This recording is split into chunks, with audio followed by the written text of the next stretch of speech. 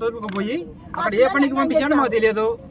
అక్కడ జరిగిన యాక్సిడెంట్ జరిగిన చెడుల్లో మేము అక్కడ పోయేసరికి ట్రాక్టర్ కింద ఉన్నాడు. ట్రాక్టర్ కింద ఎందుకు వచ్చినాడంటే మాకు తెలియదు. చెప్పేవారు ఎవరు లేరు. మా వాడిని ఇంటికాంచి తీసుకుపోవడం మట్టి పనికి తీసుకుపోయినారు. మా కుమార్ని కోల్పోయినాము.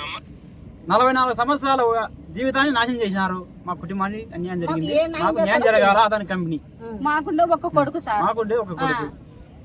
మేము ఎట్ట బతకాల సార్. మాకు ఏ 2 రోజులు అవుతుంది. ఏ న్యాయం చెప్పలే. 16 సంవత్సరాల వయసులోనే 60 సంవత్సరాల జీవితం నాశనం చేసినారు. ఆ 44 సంవత్సరాల జీవితాన్ని మాకు కాపాడాల. అది మట్టి పని అంటే ఏం పని అంటే ఏం పని లేబర్ పని సార్. లేబర్ పని తెలియదు. లేబర్ అక్కడ డ్రైవింగ్ చేపించారు. మాకు తెలియదు. మేము చూసేది డ్రైవింగ్ లో ఉన్నాడు. జరిగిపోయింది. మాకు మాత్రం 44 సంవత్సరాల జీవితాన్ని కోల్పోయినారు. మా నష్టపరిహారం ఇచ్చి నా కొడుకు తలకాయ ఎల్లవీకొచ్చు కదా సార్. ఎవరే కానీ ఎల్లవీకలే. మేము 4 మంచాలం పోయి దొరికినాం సార్. బయటకి కంపెనీ అంతా నిలిచంగా పని వర్క్ ఎందుకు జరుగుతుంది సార్ మాకు తెలియదు. కంపెనీకి పర్మిషన్ లేదు. పర్మిషన్ లేనప్పుడు మా అమాయకుడి పిల్లలు దొరకపోయి వాళ్ళు డ్రైవింగ్ చేయాల్సిన అవసరం వాళ్ళకి లేదు. కానీ మా కుటుంబాన్ని అన్యాయం చేసినారు. పర్మిషన్ లేకోకుండా మా పిల్లవాడితో వాళ్ళు డ్రైవింగ్ చేసుకోవాల్సిన అవసరం ఏం లేదు. అది ఎందుకు అన్యాయంగా మాకు జరిగింది కాబట్టి మాకు న్యాయం కోరాల.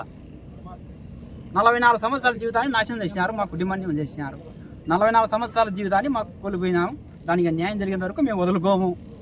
ఆదాని కంపెనీకి ఏదానికే సిద్ధంగా ఉంటాం. వాళ్ళు బలవంతంగా ట్రాక్టర్ ఎక్కించి మా పిల్లలు అన్యాయంగా దారుణంగా చేపించినారు. మాకు ఏం న్యాయం చేయగలుగుతారో చేయమను.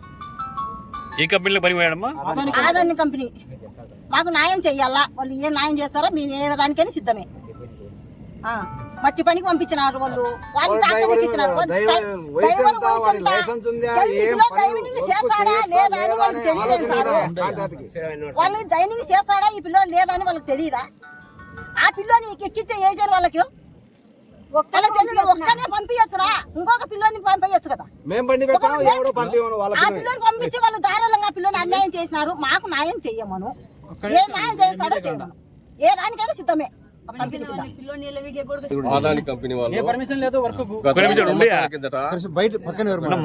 మా గ్రామాలతో ప్రజాభిప్రాయ సేకరణ అని పెట్టారు.